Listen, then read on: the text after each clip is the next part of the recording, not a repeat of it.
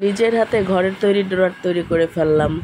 বাহির থেকে বিস্কিট কিনে না খেয়ে এভাবে যদি ডোনাট তৈরি করে ঘরে রাখা যায়, সেটা খাওয়া কিন্তু অনেক উপকার। কারণ বাহিরের তৈরি বিস্কিট বা বিভিন্ন ধরনের খাবারে বিভিন্ন ধরনের ভেজাল দিয়ে থাকে। তো এটা আমি যেভাবে তৈরি করেছি সেটা আপনাদের সাথে শেয়ার করতে যাচ্ছি। প্রথমে আমি 5টা ডিম নিয়েছি। তো ডিমগুলো নেওয়ার পরে এর ভিতরে আমি পরিমাণ মতো চিনি দিয়ে দিয়েছি, স্বাদ মতো লবণ দিয়ে দিয়েছি। তারপরে এটা খুব সুন্দর করে মিক্সড করতে হবে। তো যেহেতু আমি বাটিতে নিয়েছি, তো ভালো করে মিক্সড করা যাচ্ছিল না। এরপর আমি একটা বড় পাত্রে এগুলো ঢেলে নিয়েছি।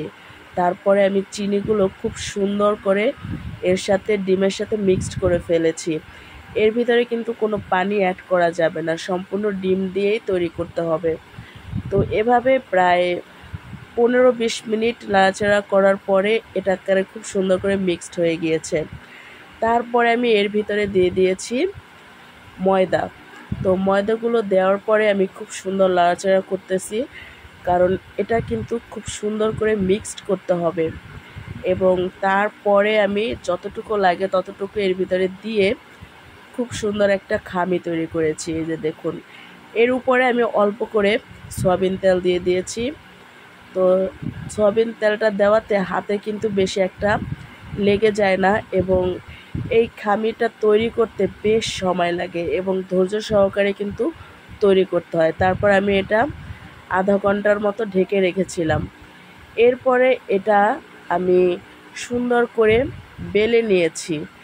বেলে নিয়েছি এবং তারপরে এর থেকে গ্লাসের মাধ্যমে গোল গোল করে আমি ডোনাটগুলো তৈরি করেছি। এখানে কিন্তু আমার স্টিলের গ্লাস থাকলে সব থেকে ভালো হতো, তো ঘরে ছিল না। তো কি করার আছে, কাচের গ্লাস দিয়ে আমি এভাবে গোল করে তৈরি করেছি এবং ভিতরে একটা বোতলের মুখের যে অংশটা আছে তাই দিয়ে আমি এভাবে গোল গোল করে নিয়েছি। তো সব থেকে ভালো হয় স্টিলের গ্লাসের সাহায্যে খুব তাড়াতাড়ি এটা তৈরি করা সম্ভব। এরপরে আমি তেল গরম করতে দিয়ে দিয়েছি অলরেডি। তো তেলে আমি এই যে খুব সুন্দর করে একদম ভেজে নিয়েছি। এটা কিন্তু ডুবা তেলে ভাজতে হবে।